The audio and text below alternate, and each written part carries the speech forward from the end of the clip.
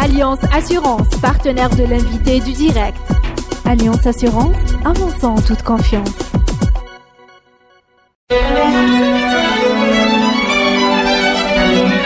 Pour bien s'entendre, il faut bien s'écouter. Rendez-vous sur M, la petite radio du Grand Maghreb.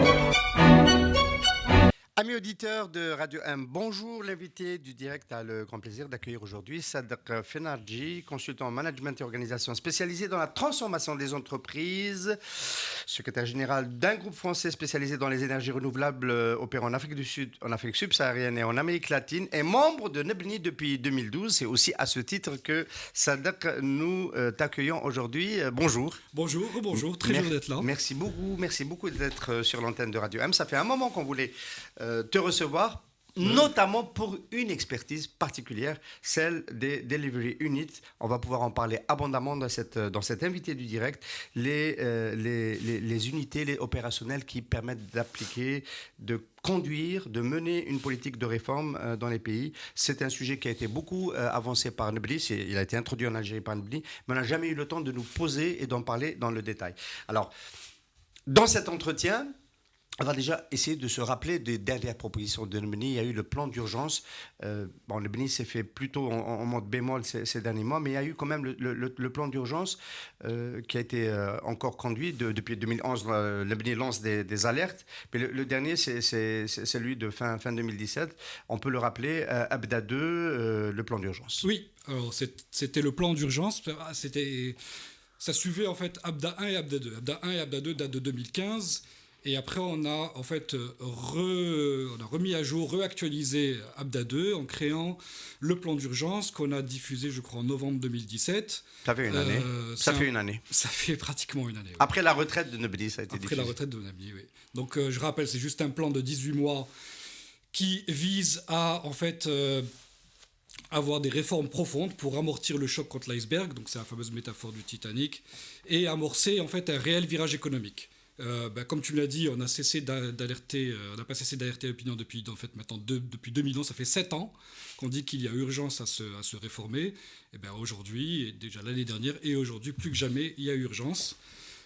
Donc en fait, c'était un plan qui visait en fait à décliner une dizaine de chantiers en 18 mois. Donc ces 10 chantiers, je vais les rappeler.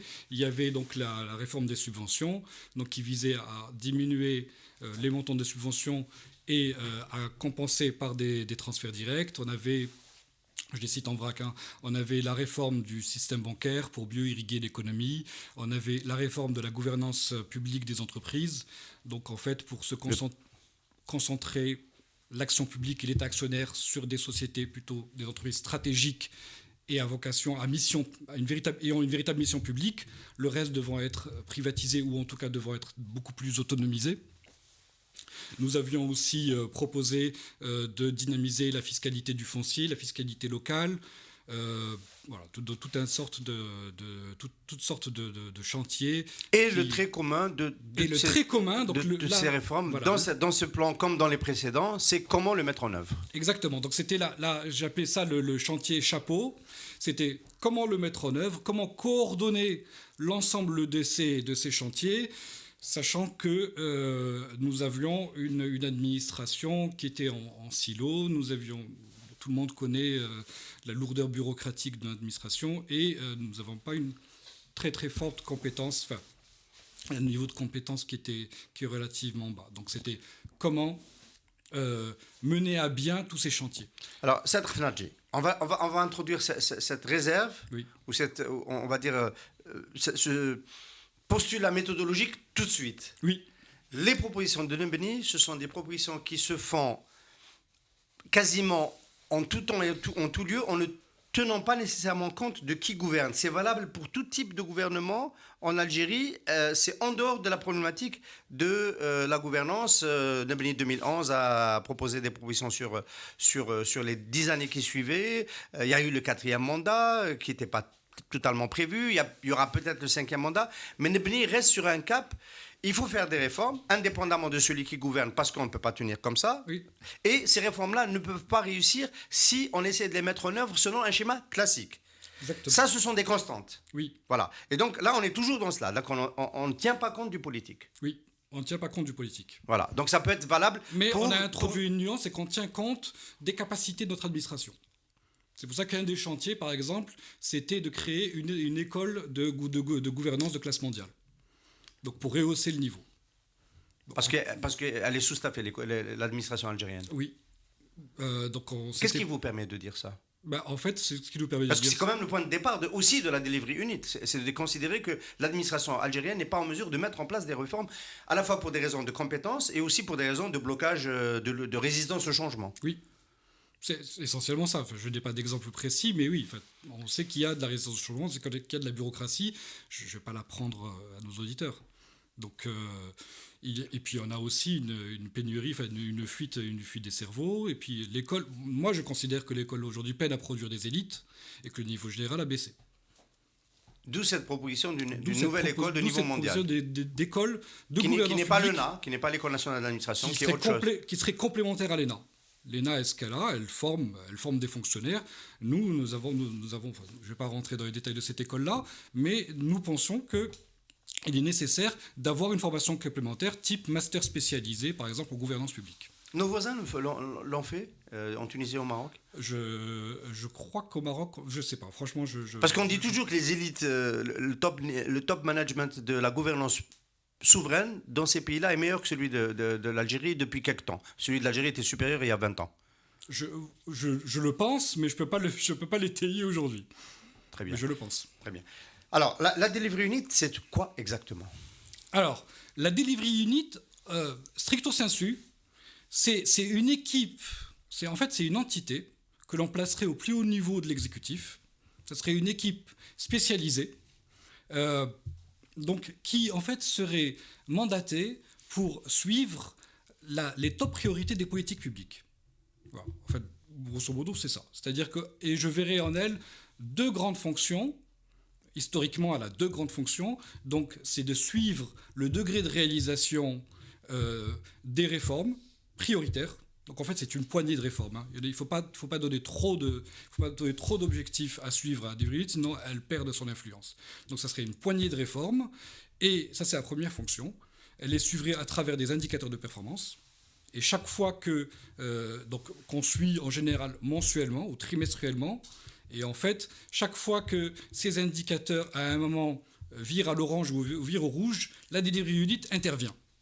Elle intervient pour redresser en fait une trajectoire qui est infléchie, ou elle intervient pour débloquer des problèmes qu'il y a dans le projet. Qu'il faut identifier au préalable. Qu'elle identifie à travers des réunions de brainstorming, ou qu'elle escalade jusqu'au plus haut niveau de l'exécutif, jusqu'au Premier ministre, jusqu'au président, où elle présente des arbitrages. Mais elle le fait très vite. Alors, en règle générale... Ça, c'est les deux grandes fonctions. Oui. En règle générale, on désigne une delivery unit quand on a engagé des réformes, quand on a une politique qui est en fait une politique qui n'est pas une politique de continuité, mais de changement sur un axe de politique publique. Exactement. Voilà, et qu'on se fixe un objectif. C'est qu'on se fixe un objectif et qu'on souhaite surtout de voir en fait que cette réforme se traduit concrètement sur le terrain.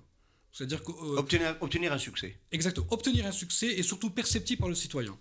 Aujourd'hui, beaucoup de gouvernements parlent de réformes. Nous avons engagé tout le monde dit qu'il a engagé des réformes. Chez nous aussi, même. On les cherche d'ailleurs.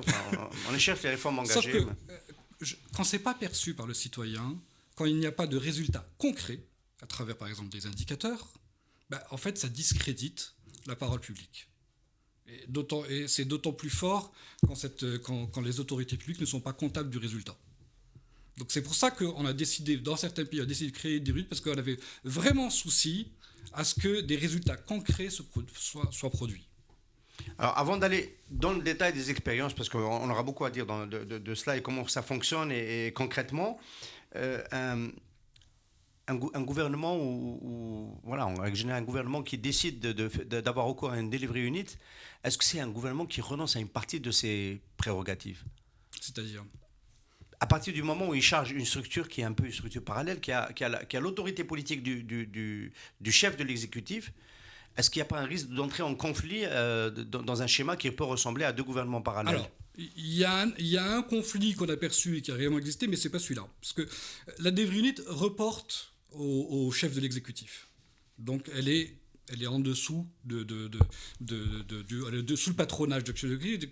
Il n'y a pas pour moi de conflit, parce qu'elle lui reporte. Oui, mais elle intervient dans les ministères. Enfin, je sais pas si c'est alors, et en dernier ressort, c'est les priorités de l'exécutif. Par contre, on peut avoir une opposition ou une confrontation entre les parties prenantes qui, eux, gèrent le projet d'implémentation, donc qui sont les ministères et les agences. Et là, oui, on peut avoir une confrontation avec la delivery unit parce qu'elle peut être perçue comme le chien de garde. Oui, forcément. Soyons clairs. Qui va dire que ça ne va pas et que ce ministère a fait de la résistance. Et donc le ministère fait de la résistance, ne donne pas les données donc nécessairement conflit. Nécessairement conflit. Donc ça a existé. Il y a même des delivery units qui ont fermé à cause de ça. Oui. En général, elles ferment parce qu'il y a de l'alternance au pouvoir et donc on n'a plus confiance en l'équipe actuelle des delivery units, donc on ferme la delivery unit carrément. Mais souvent, un des risques pour des unités, oui, c'est le fait qu'il n'y ait pas de partenariat avec les parties. On va évidemment beaucoup parler d'Algérie un peu plus tard dans cet entretien, mais auparavant, j'ai bien aimé cette histoire d'alternance qui débouche sur la fermeture d'une delivery unit. En Algérie, on a eu la fermeture de la task force, qui n'est pas tout à fait une delivery unit. D'ailleurs, je te pose la question, la différence entre les deux. Il y a une task force auprès du gouvernement, celle-là, pour essayer de réfléchir à une transition, à une trajectoire budgétaire en pleine crise de contre-choc pétrolier, et aussi un peu aux éléments d'un nouveau modèle de croissance. Ahmed Ouihen n'a pas repris ça. Enfin, il y a eu déjà Tebboune, mais Ahmed Ouihen n'a pas repris cette task force. On va dire à cause d'une alternance, entre guillemets, ce n'est pas vraiment une. C'est quoi la différence entre une task force et une delivery unit? La task force, je crois que c'est une équipe qui a été constituée temporairement. La delivery unit est une structure permanente. C'est une structure avec un directeur général, une toute petite administration et une localisation physique. Permanente, alors que les objectifs peuvent changer. Par exemple, oui. On peut dire que la priorité dans les réformes, c'est telle priorité, c'est pas la même delivery unit qui travaille dessus. Non, mais c'est un corps qui évolue. C'est-à-dire qu'on peut changer après d'équipe. Il y a dans certains pays, quand on a changé les objectifs, on a changé une grosse partie des équipes. Je cite un exemple concret. En Afrique, dans la province du Cap, en Afrique du Sud, l'un des objectifs était la lutte contre l'alcoolisme. Eh ben, on a mis dans la delivery unit des experts de l'industrie des boissons alcoolisées, au détriment d'autres. C'est-à-dire, au fil des objectifs qui changent, la delivery unit est un corps qui évolue. D'accord. L'institution est permanente, sa composante change en fonction des objectifs. Tout à fait, avec un directeur général à sa tête, et on en parlera. Parce qu'il y a un problème, il y a aussi, l'un des facteurs clés de succès, c'est le leadership. C'est le manager qui est à sa tête. Et en règle générale, il vaut mieux prendre quelqu'un qui était déjà dans l'exécutif ou il faut prendre une personnalité totalement indépendante de la gouvernance? Alors, il y a tous les cas de figure. Moi, celui que je préconise et que j'ai vu en fait comme un modèle de réussite, c'est qu'il faut prendre un manager plutôt issu donc, de la gestion d'entreprise, privé ou public. Culture du résultat? Culture du résultat. Et en fait, c'est la delivery unit, quelque part, elle adopte les méthodologies de transformation des entreprises au sein d'un gouvernement. Et l'exemple le plus probant, c'était en Malaisie, c'est qu'ils ont recruté le PDG l'ex-PDG maintenant de la Malaysian Airlines, qui en fait s'est fait reconnaître et était une personne unanimement respectée et qui avait beaucoup de crédit parce qu'elle avait redressé la Malaysian Airlines. Et donc elle a été à la tête de ce qu'on appelle la Pemandu, qui est la Prime Minister of Malaysia Delivery Unit. On lui a donné un bureau à côté de celui du Premier ministre. Dans les mêmes locaux. Alors là, c'est un autre critère un autre facteur clé de succès, c'est qu'il faut absolument que les locaux de la delivery unit soient dans le même bâtiment que son sponsor politique. Parce qu'on peut aussi gérer des problèmes au travers des réunions informelles, et ça ne peut se faire que dans le même endroit. D'accord. Et dans cette organisation, en règle générale, les ministres qui ont la charge de... Exemple, ministre de la Santé, ou je ne sais pas, dans cette province du Cap, qui ont la charge de réaliser cette réforme, réduire l'alcoolisme au sein de la population, oui. Ils vont devoir tenir compte de la delivery unit et de son responsable, lui rapporter des informations, travailler en unité avec elle, etc. Tout à fait. Il doit en tenir compte. Il ne peut pas l'ignorer. Il a une feuille de route. La delivery unit suit cette feuille de route à travers des indicateurs que le ministre ou son ministère lui produira. Et surtout, en fait, il faut que la réussite de ce projet ne soit pas au crédit de la delivery unit, mais surtout du ministre. Donc, oui. Très souvent, la delivery unit n'est pas, on ne félicite pas la Delivery Unit et elle n'est pas les bénéficiaires des retombées positives de la réussite d'un projet. C'est-à-dire, on félicite les gestionnaires de projets. D'accord. Alors, historiquement, la Delivery Unit, d'ailleurs, c'est pour ça qu'on l'appelle DU, c'est en anglais, c'est quand même un concept très anglo-saxon. Moi, je pensais que ça venait déjà de la première expérience à un niveau souverain. C'est le gouvernement Blair, 97, quand il a commencé, pour essayer de faire réussir certaines de ses réformes. Mais en lisant ce que tu produis sur le sujet régulièrement, j'apprends que Giuliani l'a déjà appliqué à un niveau local, c'est-à-dire la mairie de New York. Oui, il l'a appliqué au niveau de donc c'est l'administration de Giuliani dans les années 90, avec sa fameuse politique tolérance zéro. Il faut savoir que dans les années 70-80, New York était une ville très endettée, avec un très fort taux de criminalité, et dont les classes moyennes et aisées fuyaient pour aller en fait, dans les banlieues. Donc la ville se vidait, et Giuliani, en tout cas son administration, avait comme priorité absolue la baisse drastique de la criminalité. Et donc le New York Police Department a créé donc, une entité qui a collecté des données de performance, des données de criminalité, et en fait, ces données-là étaient diffusées, ou en tout cas étaient collectées de manière très régulière, et donc on essayait de développer des plans détaillés, des plans d'action, pour améliorer ces données en permanence. Et à un moment, ça a porté ses fruits. Et donc, il y a une personne en Angleterre qui s'appelle Sir Michael Barber, qui était un fonctionnaire du ministère de l'Éducation, qui a repris les mêmes techniques et les mêmes outils, au sein même de son ministère, qu'il a adapté, et Tony Blair a rencontré cette personne et l'a nommé à la tête de ce qu'on appelle la Primary Delivery Unit. Alors pourquoi Tony Blair donc, a créé la Primary Delivery, la PMDU, pardon. Ça va être plus simple pour moi. Donc, il faut savoir que Blair donc, a pris le pouvoir après 18 ans de gouvernement Tory. Conservateur. Et que après 18 ans de gouvernement conservateur, les services publics anglais étaient vraiment en très mauvais état. C'était un des mandats qu'on a donné à Tony Blair.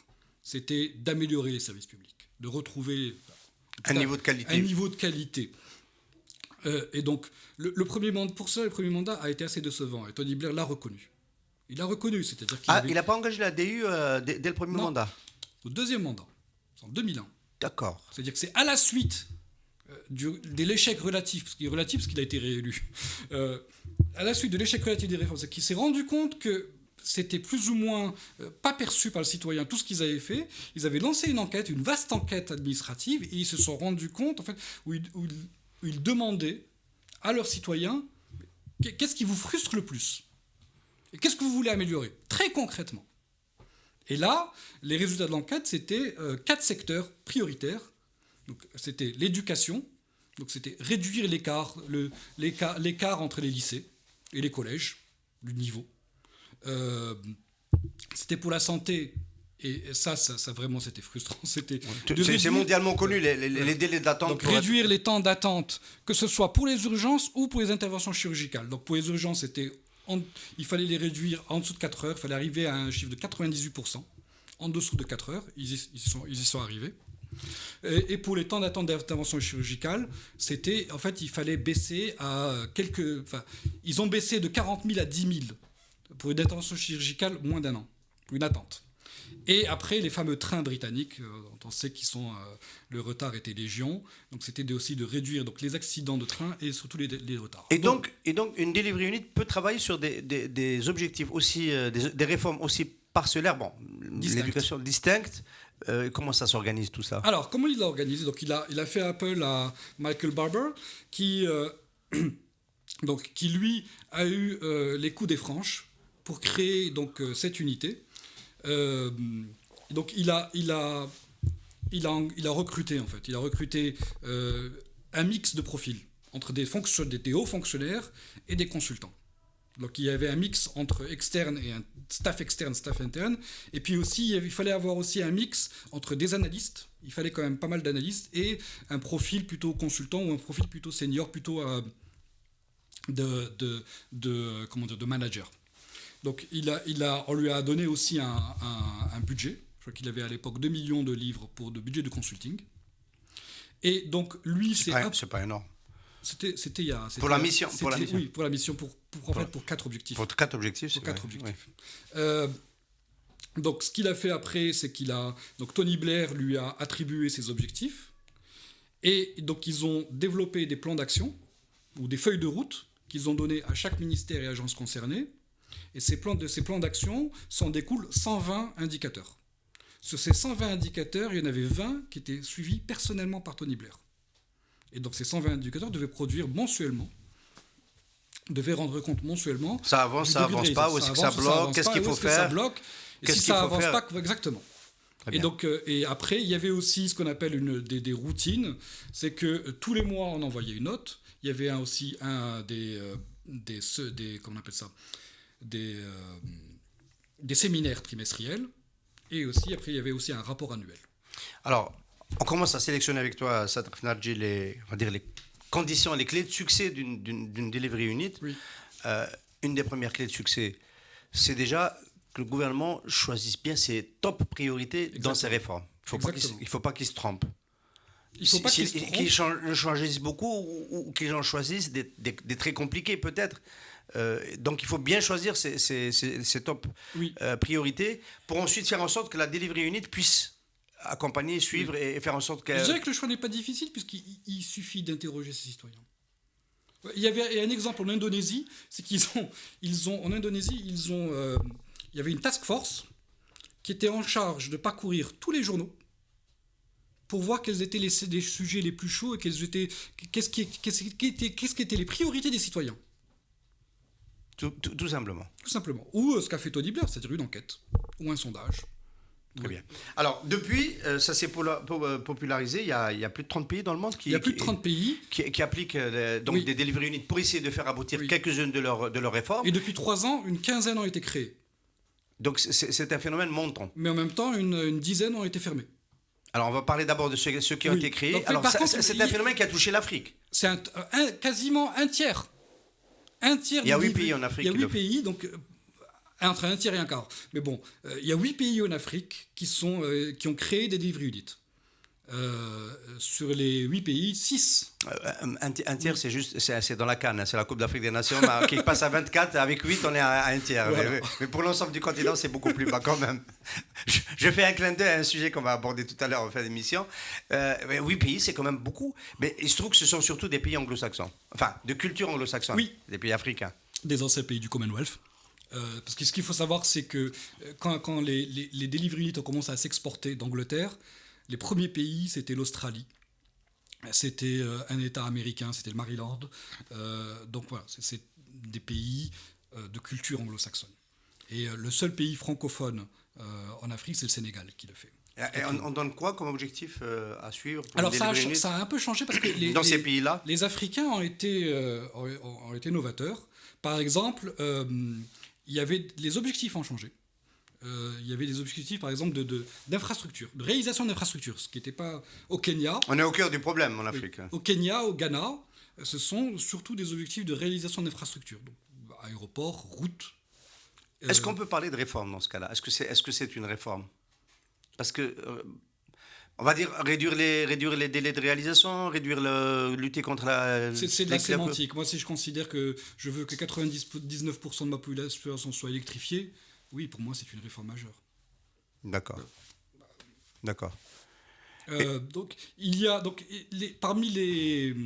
Mais ça va beaucoup plus dépendre du budget qu'on peut mettre entre les mains du ministre que de la qualité de la delivery unit. Oui. On est d'accord. Je vais revenir sur le budget, par exemple. Il y avait une citation d'un ministre britannique, et en plus d'un ministre britannique du gouvernement Cameron qui a fermé la delivery unit, la première delivery unit. Et après, ils l'ont rouverte. Ils ont dit que c'était une terrible erreur de fermer. Et surtout, ce qu'il avait dit, c'est qu'il avait dit une poignée d'hommes concentrés sur un sujet, experts dans leur domaine, font plus en quelques semaines que tout un ministère en un an. C'est pas moi qui l'ai dit, c'est un ministre qui l'a dit, c'est un ministre britannique. Donc après, c'est là que ça revient sur le budget. C'est-à-dire que on peut il faut payer le budget d'une delivery peut être faible par rapport à la réalisation que ça peut donner. Vraiment, on a noté des réalisations spectaculaires. Oui.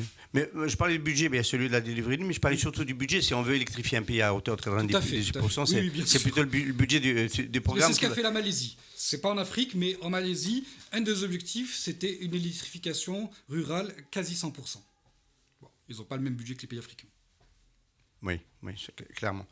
Alors, on va encore dire un mot sur les succès. Dans le monde arabe, c'est en train de se mettre en place aussi. Hein. Oui, j'ai retenu 3 pays, Jordanie, Oman et l'Arabie Saoudite. Et là aussi, c'est plus des delivery units de deuxième génération, c'est-à-dire qu'en fait, qu'ils ne suivent pas des objectifs distincts sur 3-4 sujets qui n'ont rien à voir l'un avec l'autre. Mais là, la delivery unit a été mise en place pour en fait suivre des priorités d'un programme de transformation. Typiquement en Arabie Saoudite, c'est le programme Vision 2030. En Jordanie, c'est le programme Vision 2025. Donc dans une prospective large avec un objectif majeur, faire changer de statut à un pays, exactement. Une delivery unit va se concentrer sur 3-4 priorités. 3-4 priorités. Les priorités des priorités. D'accord. On va dire que ce sont des delivery units de deuxième génération par rapport à celle. Voilà, c'est ce que j'appelle les delivery units de deuxième génération. Pourquoi donc, par rapport à la première génération, il y a donc c'est plutôt des objectifs qu'on appelle horizontaux, donc transverses à plusieurs ministères, et qui exigent aussi de transformer l'organisation de la delivery unit, c'est-à-dire que ce n'est pas une petite équipe centrale qui va intervenir ponctuellement vers une agence, vers un ministère, mais là, la deuxième génération, il va falloir avoir des relais. Donc, c'est ce qu'on appelle il y aura une organisation en étoile. On aura une équipe centrale qui sera toujours logée chez son sponsor politique, mais après, on va avoir des relais au sein des ministères concernés, des agences concernées. Et là, les Africains ont été novateurs. Au Sierra Leone, parmi les relais, il y a toujours 2 personnes. Il y a ce qu'on appelle un facilitateur coordinateur. Donc, c'est en fait c'est Monsieur Delivery Unit au sein du ministère. Concerné par la réforme. Qui est là pour, dire qu'il faut développer une approche de partenariat et non pas de confrontation, que le mérite reviendra au ministère, qu'on est tous dans le même bateau et qu'on partage les mêmes objectifs. Et qu'on fait les Sierra Leone, c'est qu'en général, ils choisissent des anciens ministres. Quelqu'un qui connaît la maison. D'accord. Et la deuxième personne, il est un peu plus junior, c'est quelqu'un qui va s'occuper, qui aura pour tâche en fait de récupérer la data, les données, donc s'occuper de la collecte et s'occuper des moyens et des systèmes de la collecte. Et on lui ajoute, au Canada, on lui a ajouté une autre attribution, que le Canada a fait la même chose avec des systèmes de relais, c'est qu'il fait ce qu'on appelle du renforcement capacitaire. Donc il aide. Il apporte son aide à l'équipe projet. Il peut apporter s'il a une expertise sectorielle, il peut aider à... Enfin, il n'est pas... Surtout, c'est de la capacité, de la gestion de projet, en fait. Très bien. Tout ça vient beaucoup du monde de l'entreprise, quand même, comme culture. Hein. Et la Malaisie, on doit beaucoup à la Malaisie, à Pemandu, et à ce fameux Idriss Jala, qui est l'ancien PDG de la Malaysienne. Lui a révolutionné la delivery unit. C'est lui qui a créé tout ça. Il a même créé une méthodologie qu'il a exportée. Alors, avant de parler de l'Algérie, on va quand même évoquer les cas d'échec. Pourquoi on a fermé des delivery units, Sadr Fanarji ? Il y a deux raisons. La première raison, c'est la transition, l'alternance. Par exemple, même si le nouveau pouvoir dit qu'il est bienveillant sur la delivery unit, elle peut se vider de sa substance. C'est ce qui est arrivé en Tanzanie. C'est-à-dire qu'une fois qu'on a annoncé un nouveau pouvoir, la delivery unit a vécu une saignée. Et donc, elle perd de l'influence. Il y a aussi le fait que les ministères et les agences, pareil, même si le nouveau pouvoir est bienveillant que les DU, sont plutôt circonspects et reculent. Et donc, la delivery unit perd de son influence. Après, il y a aussi un autre... c'est ce qui a aussi un peu tué la delivery unit britannique, avant qu'elle renaisse. C'est un concept qu'on appelle hit the target, miss the point. Qu'est-ce que ça veut dire ? C'est-à-dire qu'en fait, les cibles, les indicateurs, on les satisfait, mais on oublie l'essence de l'ambition de la réforme. Pour les hôpitaux... Ça, c'est typiquement anglais. C'est-à-dire que pour les hôpitaux, c'est que, OK, on a réduit les temps d'attente, mais au détriment de la qualité de service. OK. Donc, du coup, il y a un mix entre ce qu'on appelle des indicateurs quantitatifs, et des indicateurs qualitatifs. On réduit le temps d'attente, c'est-à-dire que le temps de la consultation peut être plus court. C'est-à-dire qu'en fait, voilà, le temps de la consultation est plus court, c'est-à-dire que, ouais, exactement, on accélère la cadence et le citoyen finalement est mécontent, il a bien été reçu en quelques heures, ouais. Sauf que la qualité de service était déplorable. D'accord. Et ça peut donner donc des échecs. Exactement, ça donne des échecs. Alors, en Algérie, si on devait, dans la série, non pas des réformes de Nebni, mais des réformes que propose le gouvernement, retenir des priorités pour faire travailler une delivery unit, ça serait quoi? Pour l'Algérie...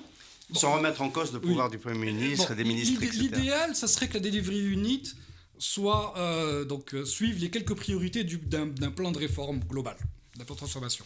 Sauf comme je te l'ai dit, nos capacités, notre bureaucratie, le fait qu'on travaille en silo, tout ça fait que, personnellement, ce n'est pas possible. Donc, pour être réaliste et surtout pour asseoir la crédibilité de la delivery unit, il faudrait lui assigner maximum 2 objectifs. Et plutôt distincts. J'ai presque envie de dire des objectifs modestes, c'est ça? Pas nécessairement. Non, ça peut être un objectif ambitieux, mais que l'on qualifierait de réaliste pour l'Algérie. D'accord. Et donc, normalement, ce n'est ni à Nebni, ce n'est pas à moi et pas à Nebni de proposer des objectifs, c'est au gouvernement de le faire. Mais à titre personnel, moi, par exemple, ce qui est pour moi un enjeu majeur, et on n'en parle pas assez, et qui est une véritable catastrophe en Algérie, c'est la sécurité routière. Donc, par exemple, prendre un objectif qui est dépolitisé, donc il n'y a pas de passion politique autour de ça. Donc ça peut faire consensus. Et puis surtout, c'est mesurable. C'est-à-dire que tous les mois, on a un bilan du nombre de tués et du nombre de blessés. Et là, on crée une delivery unit, on lui assigne cet objectif, ils développent des plans d'action détaillés. Les plans d'action détaillés, c'est quand même le gouvernement qui les développe. La delivery unit vérifie qu'ils sont bien exécutés. Si j'ai bien tout compris. Première génération, en général, oui. Ça participe aussi à la production du plan. Aujourd'hui, c'est la delivery unit qui s'occupe du plan d'action détaillé. Dans les deuxièmes générations. D'accord. Donc c'est aussi un bureau d'études. Donc c'est aussi un bureau d'études. C'est pas un bureau d'études. En fait, la bonne pratique, c'était les Malaisiens, toujours eux. Ils ont créé ce qu'on appelle des laboratoires de conception. C'est-à-dire qu'en fait, la delivery unit malaisienne reçoit les directives, les objectifs, analyse rapidement la faisabilité, et puis après, crée des laboratoires de conception avec des experts locaux, des experts mondiaux, des profils de la delivery unit, des profils des ministères et agences concernés, et en 9 semaines, ils conçoivent une solution, ils en déduisent des plans d'action détaillés, ils proposent ces actions détaillées dans ce qu'on appelle des journées portes ouvertes, proposées au public. Ils récupèrent des feedbacks du public. À partir de là, ils se remettent encore à remouliner tout ça. Ils sortent une roadmap, ils sortent des indicateurs et ils implémentent. Et après, ils font travailler leur travail de 10 minutes. Alors, si je te disais, Sader Fenadji, que dans un projet comme ça, la résistance au changement va venir, je vais mouiller, des forces de sécurité qui préfèrent rester sur... Des forces de sécurité, les gendarmes en particulier, voilà, je vais m'acharner sur la gendarmerie aujourd'hui, les gendarmes en particulier qui préfèrent avoir affaire à un système de répression brutal, comme le retrait de permis, qui ouvre peut-être une négociation, on va un peu le réseau, aller récupérer son permis, il y a toujours de la petite corruption qui peut se mettre en place, etc., que ça donne un surpouvoir aux forces de sécurité, plutôt qu'à un système numérisé national, de système, par exemple le retard du permis à point, on commence à l'attribuer de plus en plus à la volonté, à la résistance au changement, à la volonté de maintenir le système actuel, parce que ça peut faire disparaître ce système de petite corruption, parce qu'il n'y en a pas qu'au sommet de l'État, malheureusement.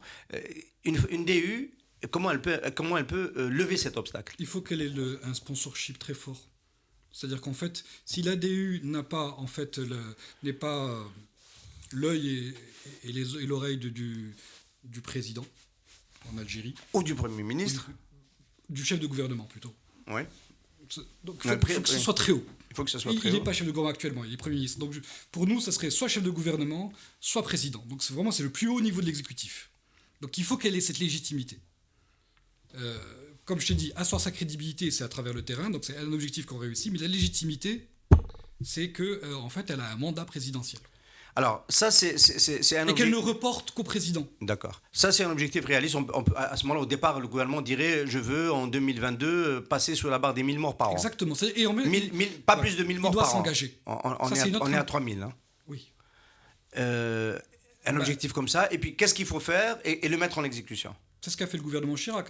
Pour moi, c'est peut-être le seul résultat. Le problème, c'est on a attribué cela à Sarkozy, ça l'a aidé il était ministre de l'Intérieur, c'est lui qui a appliqué la politique tolérance zéro sur les excès de vitesse et la délinquance routière. Et ça a beaucoup aidé à son prestige Exactement. politique, entre guillemets. Mais l'ambition, c'était Chirac. C'est-à-dire que dans son mandat, un des objectifs du mandat, c'était la réduction drastique du nombre de morts. 17 000 morts en France en 1973 sur les routes, les gens, ou 14 000, quelque chose on de sauve des complètement... vies. On ne réalise pas à quel point c'est un enjeu majeur pour le pays. Oui. Alors ça, ce serait un objectif réaliste qu'on pourrait proposer. Mais dans les propositions que vous faites dans le plan d'urgence, Oui.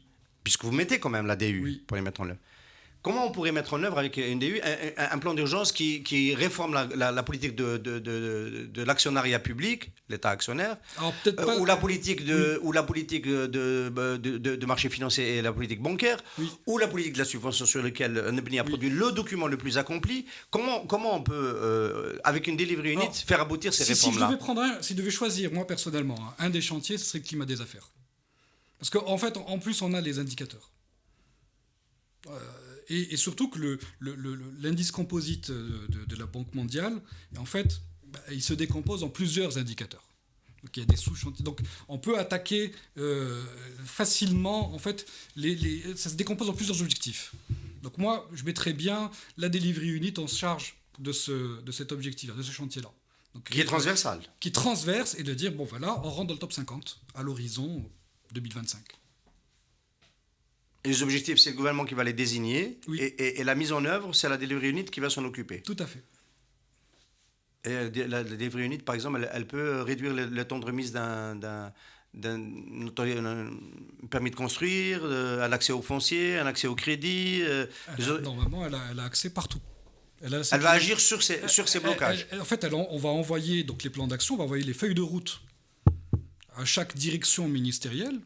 Et nous, on va les suivre. Et puis surtout, on va leur demander de récupérer des données. Et puis dès on verra le résultat des données. Et puis on va appuyer pour améliorer ces données. C'est comme ça que se fait la mécanique. Très bien. Alors, on a du mal à imaginer un gouvernement algérien qui accepte... parce qu'après, il faut... Donc, on a bien compris, parce qu'avec des alternances, il y avait des nouveaux gouvernements qui ne faisaient plus confiance à la delivery unit. Donc, il y a quand même un niveau de complicité et de convergence entre l'exécutif et la delivery unit qui est important. Donc, oui. Le choix du directeur général, de l'équipe, etc., c'est quand même pas du tout anodin. Non, c'est pas du tout anodin. Le directeur général, il doit faire consensus. Il doit être crédible et surtout, il doit être reconnu par tout le monde. Par rapport au Sierra Leone, on avait choisi un manager qui avait réussi à redresser un projet de construction hydraulique. Donc ça c'était en Sierra Leone. Au Canada, et en Malaisie, c'était quelqu'un qui avait réussi à redresser le pavillon national. On peut imaginer aussi une delivery unit pour faire réussir un projet. Oui. Juste un projet. Par exemple, le port centre, on en parle beaucoup en Algérie depuis longtemps. Oui. On commence à réaliser qu'il y a de grosses résistances. Je crois que l'autoroute Est-Ouest Aussi aurait pu faire l'objet On aurait d'une... été ravis de le faire. Oui, c'est même les Africains qui ont introduit le suivi d'infrastructures.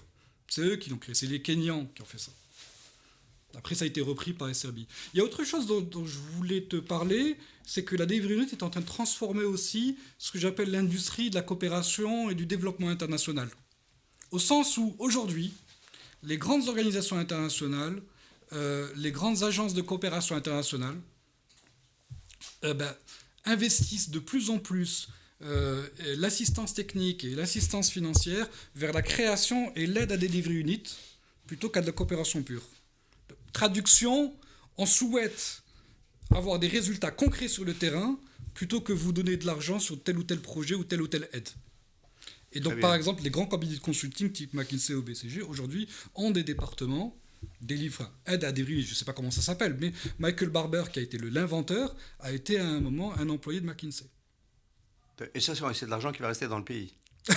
Au moins. Au moins. On peut supposer quand même. Oui, J'espère. puisque ces pays ont monnaie locale et ça resterait dans le pays.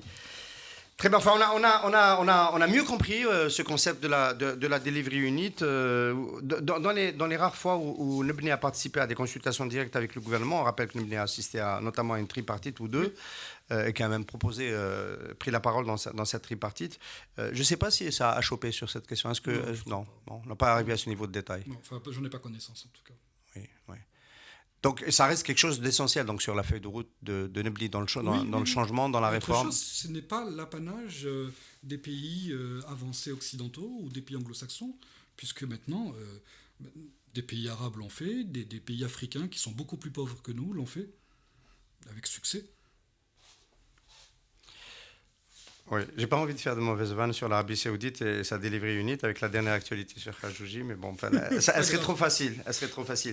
Très bien. Alors, on va finir avec Nebni. On rêve beaucoup. Oui. On est projeté dans l'avenir. Il y a évidemment la problématique de l'iceberg qui nous a un peu stressé pendant longtemps, à juste titre, puisqu'on est en train de taper contre l'iceberg depuis quelques mois maintenant.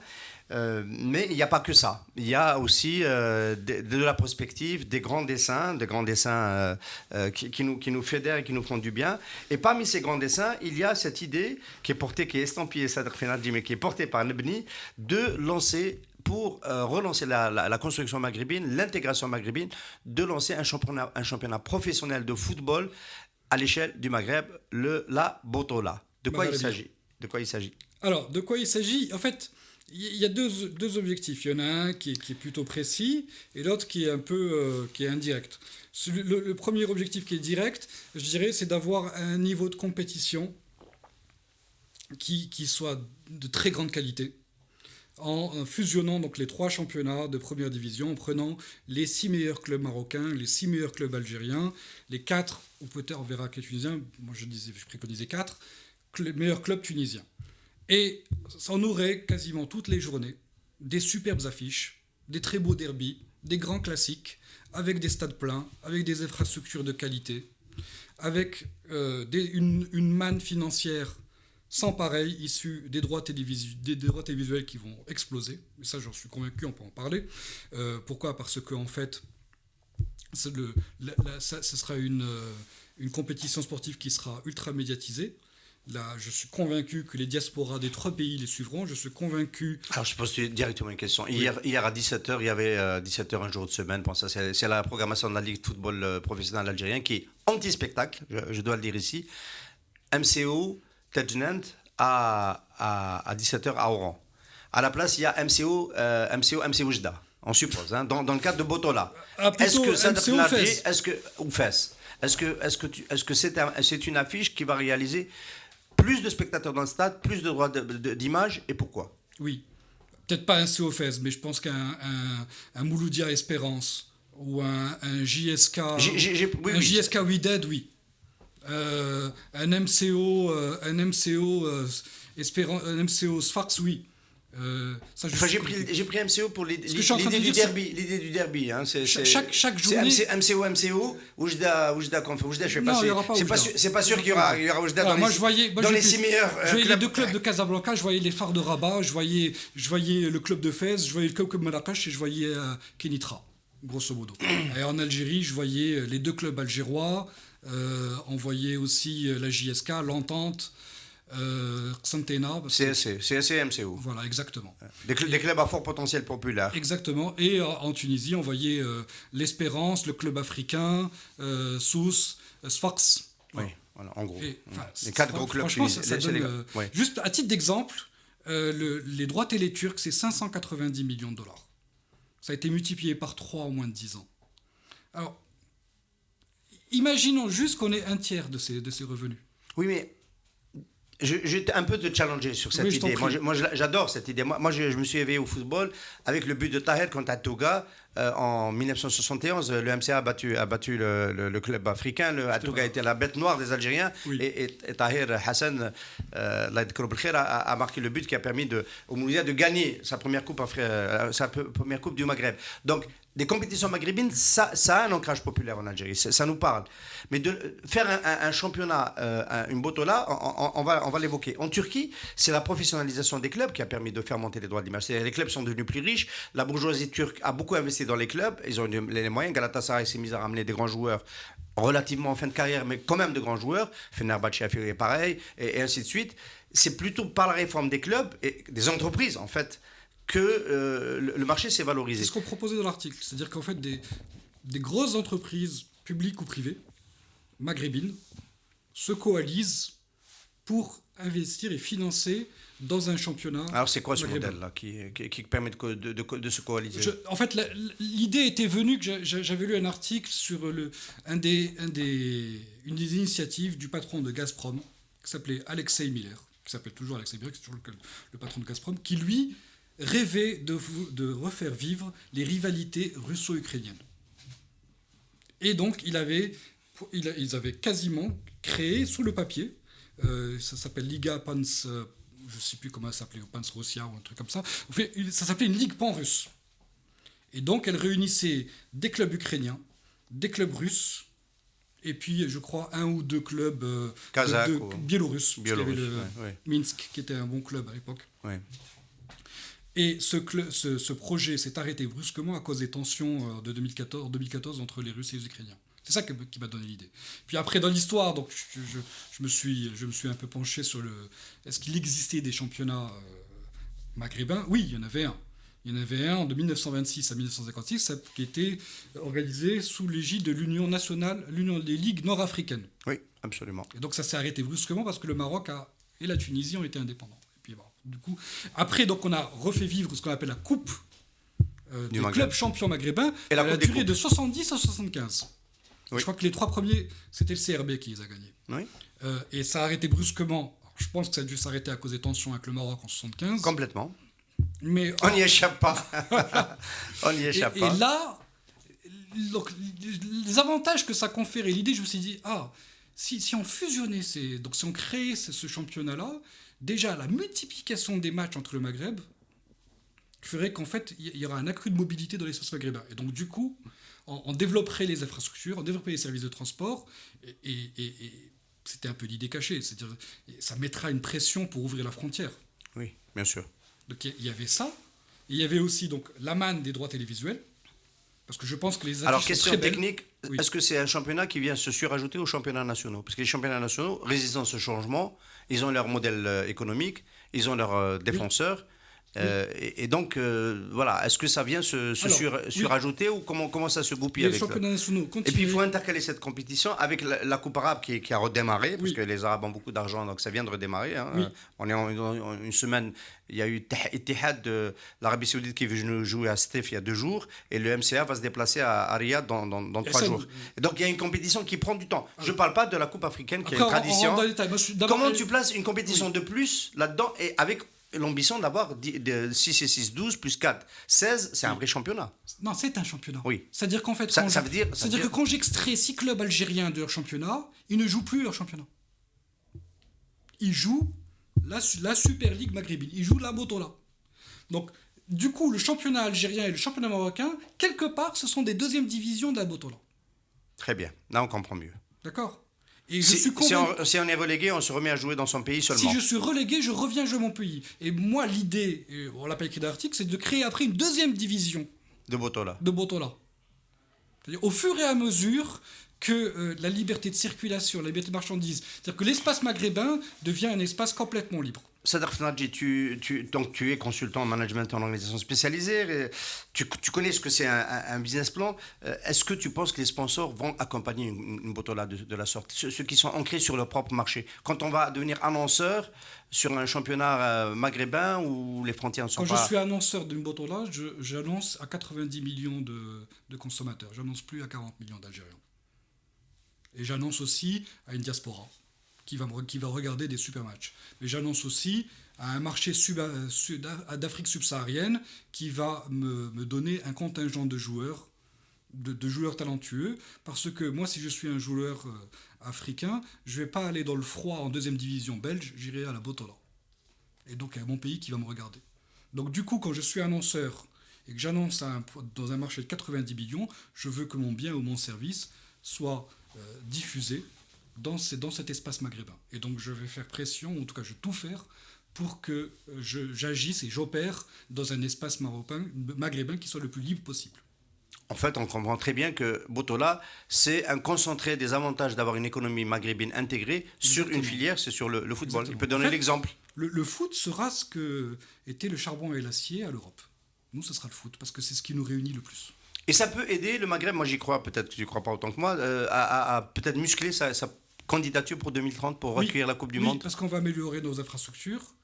Il y aura une entité à la tête de la Botola composée de professionnels qui va améliorer le professionnalisme de la Botola, qui va développer et vendre le produit Botola. Et donc du coup, il y aura un cercle vertueux qui se mettra en place et qui rendra les 3 pays beaucoup plus crédibles, avec un championnat de qualité et des infrastructures de qualité. Et est-ce que c'est un sujet suffisamment stratégique? L'autre chose, c'est que la manne.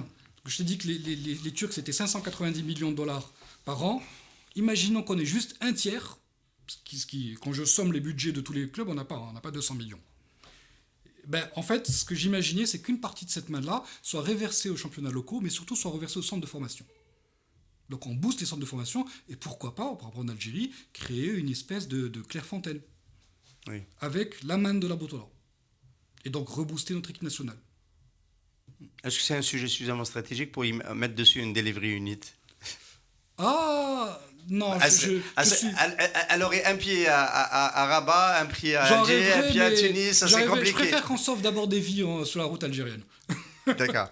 Sadr Nadji, merci beaucoup. Merci d'avoir été notre invité ce matin. Je t'en prie. Alliance Assurance, partenaire de l'invité du direct. Alliance Assurance, avançons en toute confiance.